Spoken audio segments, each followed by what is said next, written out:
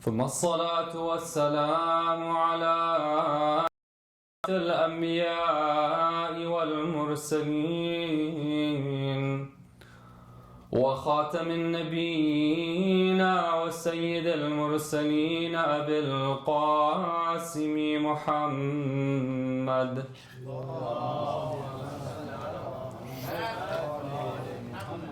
وعلى آل بيته الطيبين الطاهرين المعصومين المظلومين لا سيما بقية الله في الأرضين ولعنة الله الدائمة على أعدائهم أجمعين من ليلتنا هذه إلى قيام يوم الدين. السلام على الحسين وعلى علي بن الحسين وعلى أولاد الحسين وعلى أصحاب الحسين. My respected elders, brothers and sisters in Islam and Iman, Assalamu alaikum wa rahmatullahi wa barakatuh.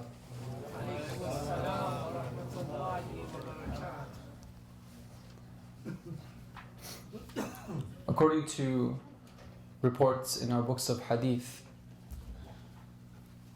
there was one time when Imam Hussein alayhi salam was just a child and he was rushing towards his grandfather, his beloved grandfather, the Messenger of Allah. When the Messenger of Allah saw him, like normal, he embraced him and he put him on his lap. And then he made a statement, which is a statement of great profundity. He says that inna للحسين في قلوب المؤمنين حرارة لا تبرد أبدا. Indeed, for Hussein, there's a type of heat in the hearts of the believers that will never be cooled. This statement of the Prophet is something which is very profound. One of the ways that we know whether we have a heart, a spiritual heart, one of the ways we know, we can gauge whether that connection between us and God is still alive, is to ask ourselves how much heat, how much fervor, how much passion, how much grief do we have in our hearts for what took place to Hussein alayhi salam. If there is something there, then we should be thankful to Allah. Let this be something which is a beginning for much more, for a heart which is alive, a heart which is in remembrance of Allah, because that's the way that the Ahlul Bayt taught us our hearts should be. But if it's the case that we look at our heart and that passion and that fervor that we once had has now dimmed down, then once again we have to beg at the doorsteps of Salam. It doesn't take a lot. The invitation is wide open on these nights of Karbala and the nights of Muharram. All we have to do is take our hearts, and if we are human beings, any human being can cry and develop that fervor in their hearts for what took place in the plains of Karbala. Sallu ala Muhammad wa ali Muhammad.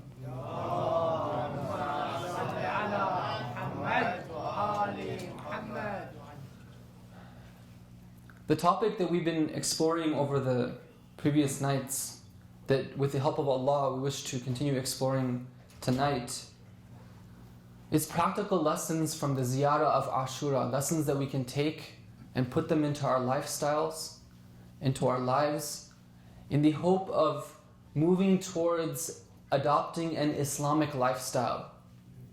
We talked about this concept of Islam not just being something which is a bunch of rituals and something that we remember on the prayer mat and in the centers and in the masajid, but rather Islam is a way of life. And the way that the Ahlul Bayt alayhim as-salam and the Quran have told us to live our lives is a unique and distinct way. Allahumma ja'al mahyaya mahya Muhammadin wa ali Muhammad wa mamati mamata Muhammadin wa ali Muhammad. That, sallu ala Muhammad wa ali Muhammad.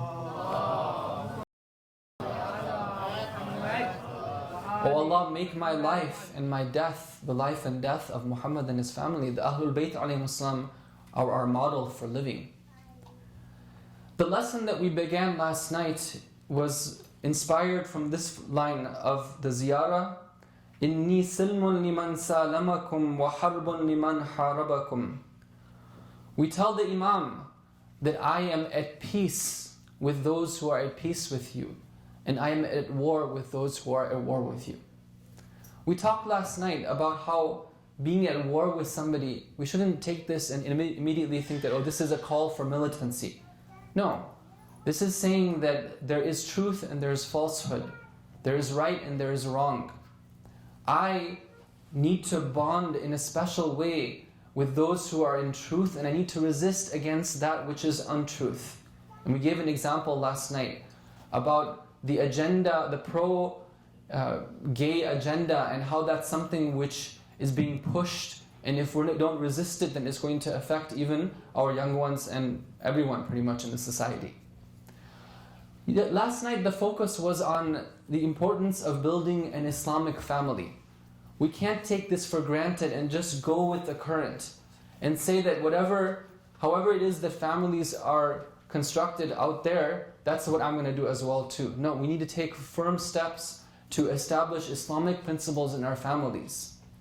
Otherwise we're going to be overrun.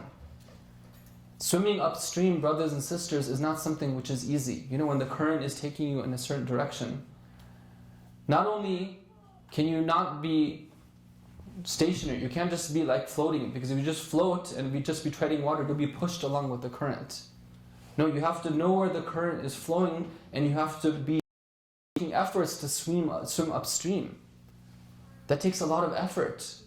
Raising an Islamic family is something which takes effort, it takes work, but it can be done. Inspiration of how this can be done from the Quran, this example of the tree, that firm tree, where the roots are firm and it rises high in the sky and it gives fruits at all times. تُؤْتِي أُكُلَهَا. It gives fruits at all times. We also can be in the society, we can be firm in our principles, and we can be contributing back as well too, and giving off these beautiful fruits of knowledge and wisdom and morals and ethics. Now, it's not enough in this society to just be looking inside and say that, okay, I'm going to try to build this family, which is going to be a great Islamic family. That's part of the thing that we need to do. But the other thing we need to do is look and see how are we going to interoperate with other people. What sort of friends are we going to have, and what sort of community are we going to build? So tonight I want to just address these two aspects, friends and community. I want to begin with a story from the life of one of the Imams alayhi salam. I believe it is the 8th Imam, or it could be the 10th Imam alayhi salam. It could be either one of the Imams. He has a companion with whom he's quite close. One day he goes to him and he rebukes him. He says that, I see you spending time with such and such person. I see that you're hanging out with his. He says that, oh, he's my uncle, right? Why shouldn't I spend time with him? The Imam alayhi salam says that, well, you know, this person, he says things about Allah which are wrong. His understanding of God is skewed, and he talks about this misunderstanding of God. Now this companion is surprised, and maybe we too are surprised when we hear this, that what's wrong with spending time with somebody who's just saying wrong things about God? So he asks the Imam, he says that, well, what's the problem? How am I going to be affected by what he is saying? The Imam ﷺ says no. He says that إِمَّا جَلَسْتَ مَعَهُ وَتَرَكْتَنَا وَإِمَّا جَلَسْتَ مَعَنَا وَتَرَكْتَهُ. Either you sit with him and you leave us, or you sit with us and you leave him. He's very surprised. What sort of effect is it going to have on me? The Imam ﷺ explains to him. He says that there was a time back in the days of Nabi Musa ﷺ. He gives an example from the past. He wants to show what the story is. He says there was somebody who was among the ranks of Nabi Musa ﷺ, whose father was in the side of Fir'aun. So one guy is with Nabi Musa, and his father is with the Pharaoh. He says that as they were making their way to the river, where Nabi Musa was going to part the river and was going to allow them to cross, the son wanted to advise the father. So he kind of slips back and goes and talks to the father, says that, okay, father, Nabi Musa is on the truth, he's saying the right thing, why don't you follow him? They get into a discussion. Eventually, the father is not willing to listen. But what happens is that Nabi Musa ﷺ is with his people, with his followers. He parts the river, they go forward, and the water comes crashing down. And this follower of Nabi Musa who is trying to save his father, he drowns as well. The Imam ﷺ gives him this example, and he says it's meant to teach him a lesson, which is that when punishment of God comes, in that case, the punishment of God comes, anybody who is in that vicinity is going to be affected by it. Now this is a very important hadith, and ulama have emphasized this particular tradition. They've said it's an authentic tradition. And they give us this as an example for how we should interoperate in the society that we're in. What lesson do we take from it? Brothers and sisters, in that story of that man who was talking with his father, the punishment was in the form of the great and vast river crashing down and drowning the people. But there are different forms of punishment. One of the forms of punishment is when the heart is seized in a state of ghafla, a state of unawareness, when the heart feels hard and we can't feel anything. The same principle applies, that if somebody is in the company of somebody who is going to be punished with the punishment of ghafla, and their hearts are going to be deadened, then their hearts too can be deadened as well too, just by being in their company. What is it that's going on here? Recently I saw that there was a study done, and I'm just using this as an example. There was a study done about how is it that people like different types of music. Now don't get me wrong here, I'm not promoting listening to haram type of music, I'm just using this as an example. Okay. How is it that people get to have favorite songs? And how is it that they get to like a certain type of music? What they've proven is that the way the human being is, the way that we're created, is that when we first listen to a particular song of music, we may like it or we may dislike it. That doesn't actually matter. Because the second time we're exposed to the same tune, the same piece, whether we liked it or we even liked it before, suddenly our whole system starts to be in tune with that piece of music. We listen to it again, before we disliked it, now we're kind of ambivalent towards it. Listen to it again, now we actually start to like it. Listen to it again, we like it even more and more and more. This is something that they've shown. It's something which is very interesting. Initially you're like, oh, I hate this type of thing. It's something which is very distasteful to me. But after some time, anybody can grow to like that particular tune. And they make use of this. They make use of this. When they want to promote a particular piece of music, they make it be heard in various different types of media, from radio stations, from TV, from different places of entertainment, because they want to promote a certain individual or a certain message or a certain ideology. You see, brothers and sisters, the human being is a very complicated creature. It's not the case that we're not subject to being affected by the environment around us. Actually, we're very subject to it. And that's why the Ahlul Bayt alayhimus salam, they put a lot of emphasis on this point. Who is it that you're going to spend time with? Who is it that you're going to choose for your friends? If you want to be with us, then you have to leave a company of those who are against us. And if you want to be in close company with those who are against us, then you have to leave us.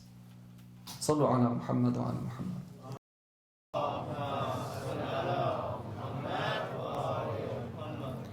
Now, before we go on, I just want to make a caveat here that it's not the case that we're not supposed to interact with the society.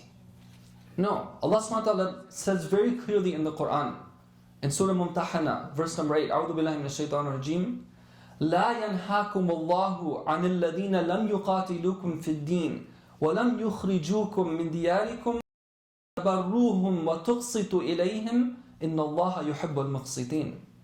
Allah does not prevent you from being kind and being just with, as long as, number one, they do not prevent you from practicing your deen, and number two, they don't expel you from your homes.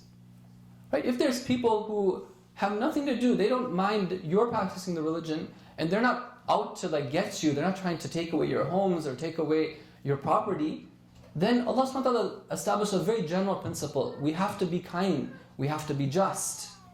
And this is the way, this is our duty as Muslims in this non-Muslim, predominantly non-Muslim society, is to be kind and just to everyone.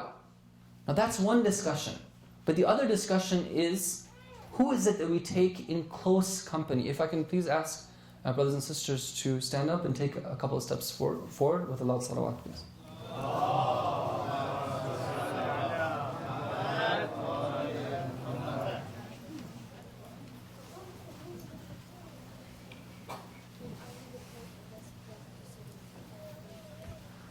Brothers and sisters, there's one time when we ask the question, how are we supposed to interact with others? There's another time when we ask the question, who are we supposed to take as close company?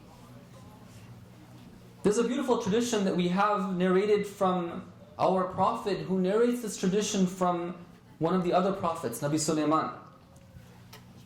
He says that do not judge a person until you look at the person that he keeps company with. Look at their friends. إِنَّمَا يُعْرَفُ الرَّجُلُ. The person is known by his friends and by his companions, and he is associated with his ashab, with his friends and his companions.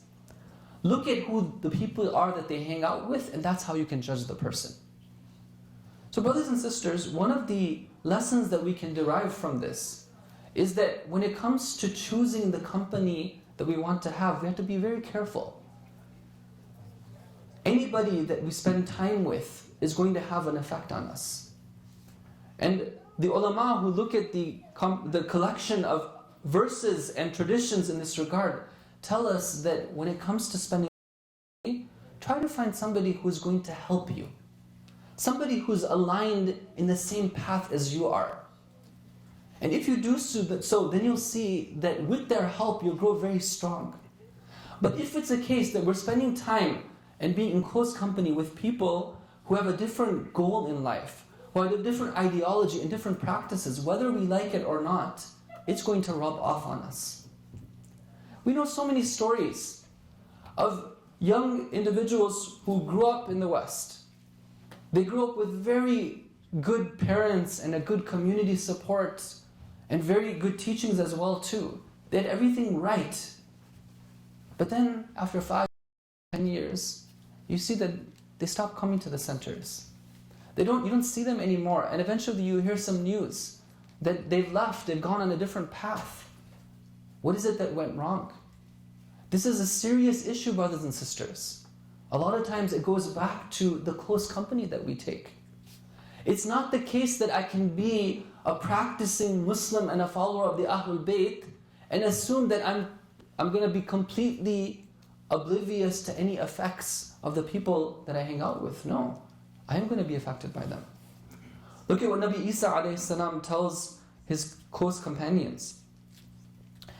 He says that when you want to choose somebody to hang out with, somebody to be with. He says that قَالَ مَنْ يُذَكِّرُكُمُ اللَّهُ رُؤْيَتَهُ. They ask him, they say that, oh Jesus, oh Nabi Isa, who should we spend time with? He says, spend time with the person who when you see them, they remind you of Allah, number one. Number two, وَيَزِيدُ فِي عِلْمِكُمْ مَنْطِقُهُ. When they speak, they increase your knowledge. And number three, وَيُرَغِّبُكُمْ فِي الْآخِرَةِ عَمَلُهُ. They encourage you towards the hereafter in what they do. These are the type of close friends that we want to be taking. Now, brothers and sisters, I want to take this discussion now to the issue of education. Because one of the places where our young children and our youth are exposed to circles of influence of people who have different goals and ideologies is in the public school environment and in the universities. When we look at these types of teachings of the Ahlul Bayt alayhim salam, we have to ask, what sort of pressure do our youth face when they go into the public school environments? One of the fathers was telling me, he says that, brother, I totally understand what you're saying. He says that we tell our children that this is the way it should be. This is the way they should act. But it says, are dressing them with clothing which is completely white. And then we're telling them to go into a muddy field and play and see if they can keep their clothes completely white and not get stained at all. I thought it was a beautiful analogy. Because the types of pressures that our young people face in that environment are incredible. The type of social pressure that is put on our young people is incredible. I myself have witnessed it. I've been there. I'm in touch with students. I can see the difference between somebody who grows up in a public school environment and somebody who doesn't. What sort of attitude and what sort of ideology does that person face? So what is it that we need to do, brothers and sisters? Number one is that if we are compelled to keep our children in public school environments, it's the only thing that we can do, then we have to take extra precaution and make sure that we're providing them with a social outlet, with friends that will help them treat the public school as purely education, and then this be their social outlet. This is extremely important. And this is something that parents need to work on. We're living at times where everyone is scattered. Everyone's busy with their time. Unless we take a point and we make a point to help our children find good friends, it's not going to happen. In other communities, they try to come up with, and maybe in this community as well too, they come up with a variety of techniques to make this happen. Number one is that families who are like-minded, they make a point to meet together regularly, to spend time with each other, and not necessarily to plan activities or to do something like, very serious, but just to socialize. That itself has value when we have people who are like-minded, families who are like-minded socializing. Sometimes communities have scouts programs where young children in their free time come together and they have something which links them together. A scout master and a scout troop with the right ideology can have put a lot of good values into the lives of our children. Sometimes parents get together and they say that, okay, if it's going to be the case that we can't set up an Islamic school, then at least let's get together and do homeschooling together. Doing homeschooling alone is something which is a challenge. But when you have a group of individuals, a group of families, okay, well, this is something which is really serious. Having our children be in close company with people who have different thoughts and different ideologies is contrary to the teachings of the Ahlul Bayt alayhim salam. Let's get together and see what we can do to come up with some sort of homeschooling program. In other places, they've been very successful in doing this, and this becomes a launching pad for eventually what turns into an Islamic school. But of course, the ideal solution and the only real solution that inshallah all of us are striving to establish is that of the Islamic school. I want to mention just a few points regarding the Islamic school because it's something that I myself am very passionate about. I really believe in it. I feel that sometimes people have some objections towards an Islamic school. I just want to address a couple of them tonight. Sallu ala Muhammad wa ala Muhammad.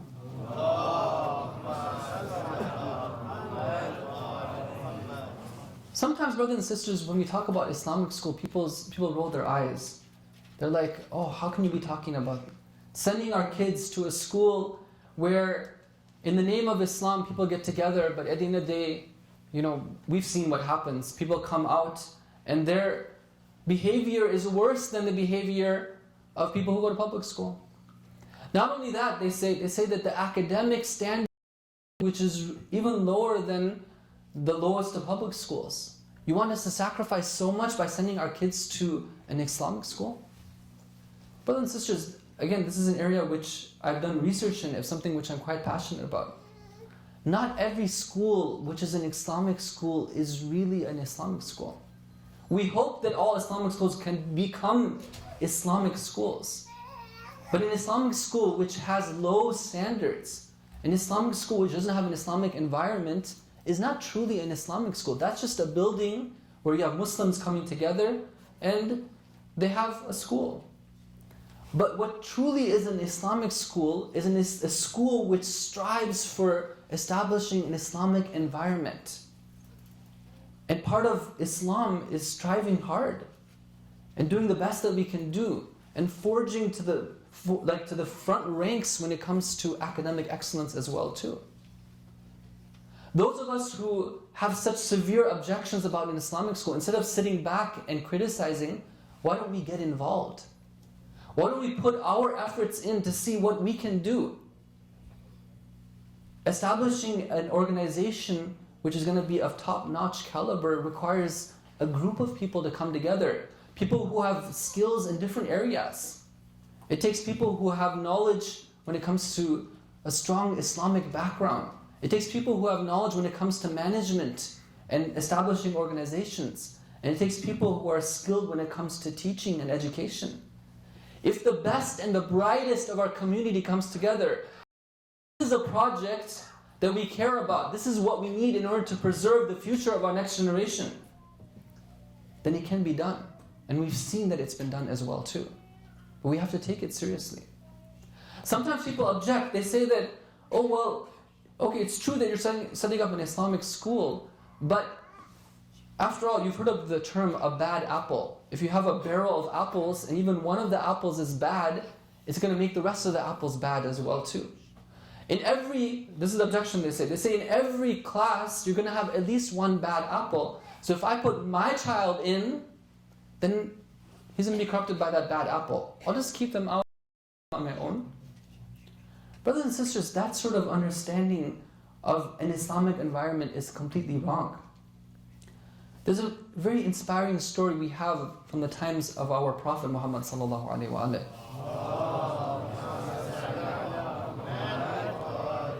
There was once a young man, a youth, who was a sinner. And he was well known for committing this particular sin. One time he comes to the mosque of the Prophet and he wants to participate in the prayers. The companions know him. They go to the Prophet. They say, oh, this guy here, he's a sinner. Should we take him out of the mosque or should we reprimand him? What should we do? The Prophet said that no, let him be. Another day they see the young man. They go to the Prophet. They say that he's back again. Right? Should we do something about this? He's an open sinner. No, let him be. The Prophet tells them that I am sure that if he continues participating in this prayer, that will be his means of salvation. Time in, time out, that young man comes to the prayer, participates, eventually they see that he stops committing that sin. And the Prophet tells them, see, this is what I had in mind for that young man. Brothers and sisters, the effect of an Islamic environment is something which is very profound. We can't underestimate it. When our children come together, they remember God. They have teachers who remember God. They pray together. They celebrate important occasions together. And they see role models of teachers and administrators that they can emulate in their lives. This is something which has a profound effect on them. It's something I've witnessed with my own eyes. Sometimes I look and I see, how is it that you have in a place like Canada some youth that I would compare in their taqwa and in their etiquette to some of the pure youth from the city of Qum, which is of course an Islamic environment. And I see that it's because of that Islamic environment, that Islamic school that they've grown up in, that they've achieved what they've achieved. So this, what I've talked about until now has been the importance of friends and a schooling. The last point I want to make is regarding community. Brothers and sisters, the coming together of mu'mineen in gatherings is something which is so important for our families. It's not meant to be something that's just limited to 10 days or 5 days or 2 days in the year. Now this is the time when we're supposed to come together for the purpose of commemorating what happened with Imam Hussein alayhi salam. But our meeting together is supposed to be something that happens regularly. This is the type of environment that we need to have. We need to learn what it means to be in a Muslim environment, even though we don't live in a Muslim environment out there. An Islamic environment is different than other types of environments. In an Islamic environment, there are certain etiquettes that we need to apply. For example, what we're told in our hadith, in our riwayat, is that when somebody meets somebody else, if they do not ask that other person's name and the name of their family, then that is a form of injustice to that person. That's one. Number two, we're told in our hadith, when our Prophet used to talk to other people, he would always have a smile on his face. Now, brothers and sisters, just those two qualities, that's it. We could talk about so many more. I wanted to talk about them, but we don't have time. Just those two qualities, where do you see that in the society out there? Walk in the street, go to a park, go to a public gathering. Where do you have people smiling at each other? Where do you have people concerned about each other? Where do you have people shaking hands with each other? Where do you have people hugging each other? Where do you have people asking each other about their needs? Where do you have people reminding each other about God? Where do you have people encouraging each other towards good acts and reminding them about the hereafter? You can't find that out there, so we need to create it right here. We need to create it in our homes. We need to create it in our gatherings. The only form of successful communities I've seen are communities where they take it beyond the building. A community is not just a building. They take it to the level of the social as well too. They get together, they meet, they exchange ideas. This is our hope for the future. I hope inshallah that we can take these points of advice to heart and act upon them. Wa sallallahu ala Muhammad wa alihi tahirin.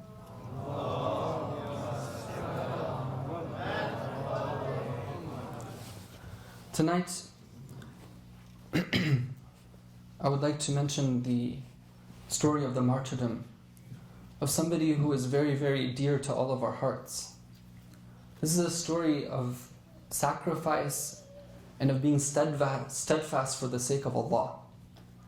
Brothers and sisters, so many times we get inspired, but when challenges come up, we forget and we falter.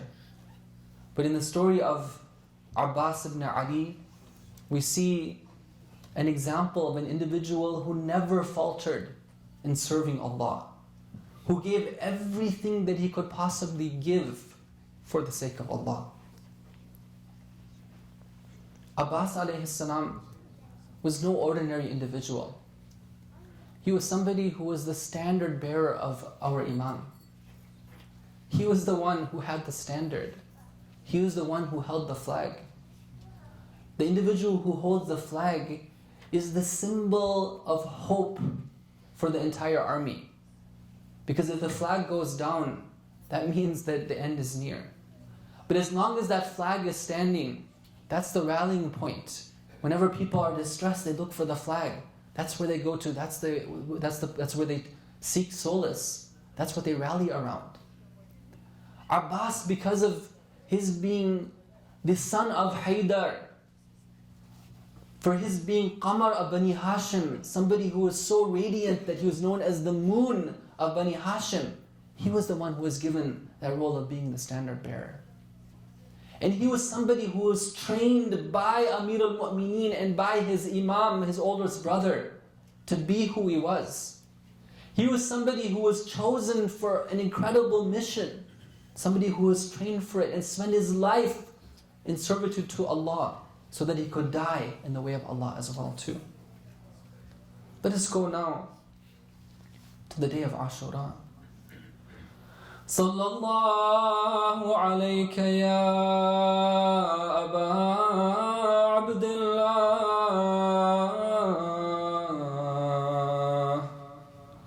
Sallallahu alayka ayyuha ash-shaheed bi Karbala.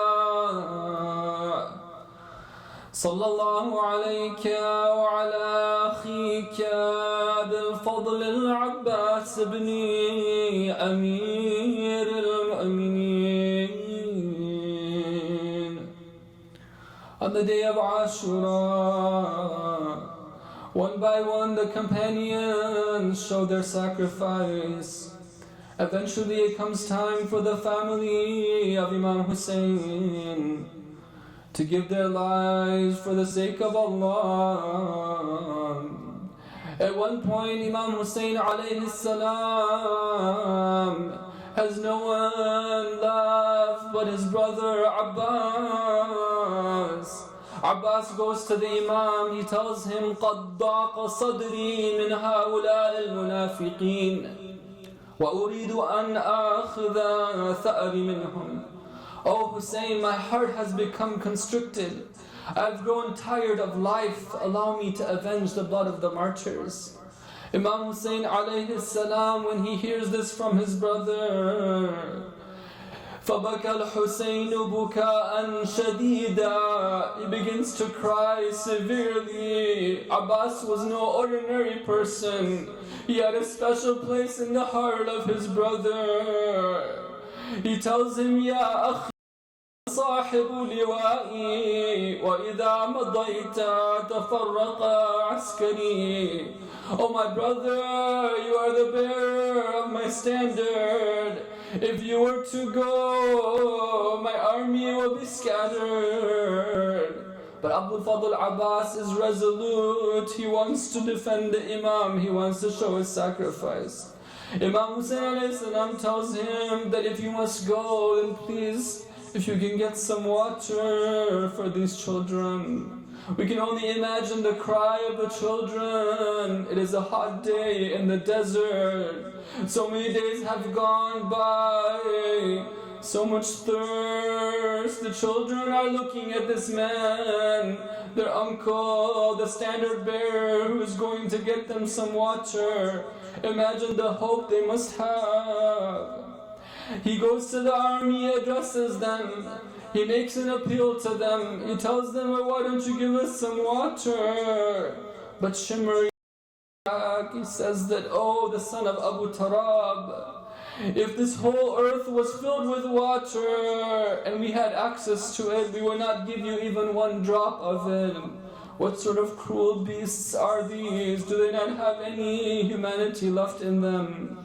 Abbas alayhi salam says that if he wants to fulfill the mission, he'll have to get some water himself. He readies his water skin. What is he going to do?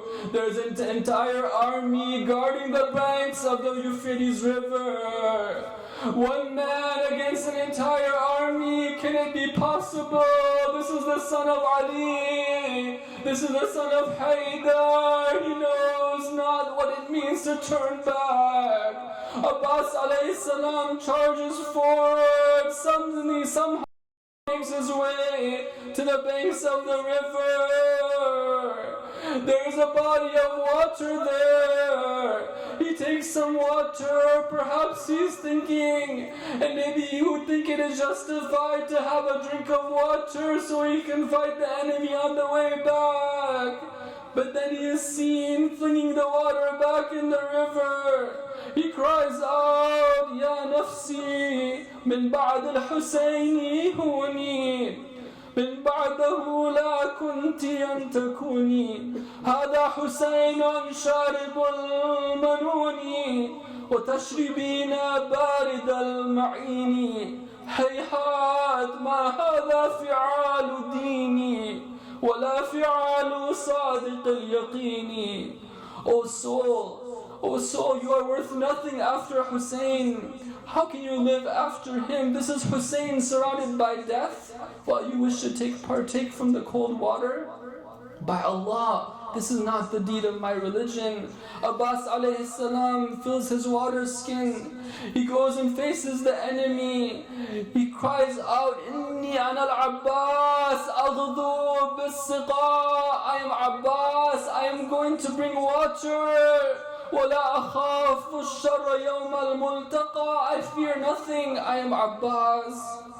But again, it is one man. The enemy sees that water is going to go back. The water skin is full. They attack him from all sides. He defends himself. And perhaps what is the bravest and the most valiant act of the entire scene in Ashura, he fights off so many of them. They see him breaking away. One of the men hides behind a tree and attacks him from the back. He raises his sword. La hawla wa la quwwata illa billah. One moment the sword is raised. The next moment we see Abbas crying out, Wallah, inqata'tum yamini. انقطعتم يميني إني أحامي أبدا عن ديني وعن إمام صادق يقيني نجل النبي الطاهر الأمين. If you cut off my right hand, then I will forever defend my religion and the Imam that is truly from the lineage of the Messenger, the Pure One. Abbas alayhi salam does not give up. Abbas alayhi salam has a mission. He wants to serve Allah in his complete capacity. He continues with the water skin shifted to his chest, his sword in his left hand. Abbas alayhi salam cries out that I am not scared. Ya nafsi la takhshi min al-kuffar. Don't be scared of these disbelievers. Take the glad tidings of the Almighty. But eventually they ambush him one more time. Abbas alayhi salam has now been attacked another time. Oh, what has happened to the son of Ali? What has happened to Abbas? What has happened? The sword has fallen on the ground. Can it be so that they have taken off his left hand? Abbas alayhi salam is not going to give up. Perhaps he can see Sukaina waiting for him. Perhaps he wishes to fulfill the wish of his master to bring some water. Abbas alayhi salam goes forward. The enemy sees that this is their opportunity. They surround him with their swords and their spears, arrow after arrow. One arrow hits the water skin. The water trickles down on the chest of Abbas. Abbas alayhi salam eventually has to fall to the ground. After all, how can he continue? Oh Abbas, la hawla wa la quwwata illa billah. The last words of this faithful brother, the last thoughts of this man is with his own brother and his own master. He cries out, alayka minni salam, Aba Abdullah. I convey my salutations to you, Abu Abdullah al-Hussein. But it is not the water that Imam Hussein alayhi salam and the children are crying over. It is the loss of Abbas alayhi salam. Imam Hussein alayhi salam cries out, Al-an inkasara dhahri wa qallat hilati. My backbone has been broken. I have no options left to me. When they bring news later on to the mother of Abbas, al-Baneen, how does she receive this news? At one moment she is proud of what her son has done. She asks the messenger, okay, this is what my son has done, but tell me about Hussein. They tell her about what happened to Hussein. That she tells them that you have cut off the veins to my heart. But the loss of Abbas is something which al-Baneen finds very difficult to bear. She would tell the women when they would console her, she would tell them, do not call me al-Baneen anymore. I'm no longer the mother of these sons. Is it true what they say? That when they killed him, he had no arms. Allah la'anatullahi ala al-qawmi al-zalimin.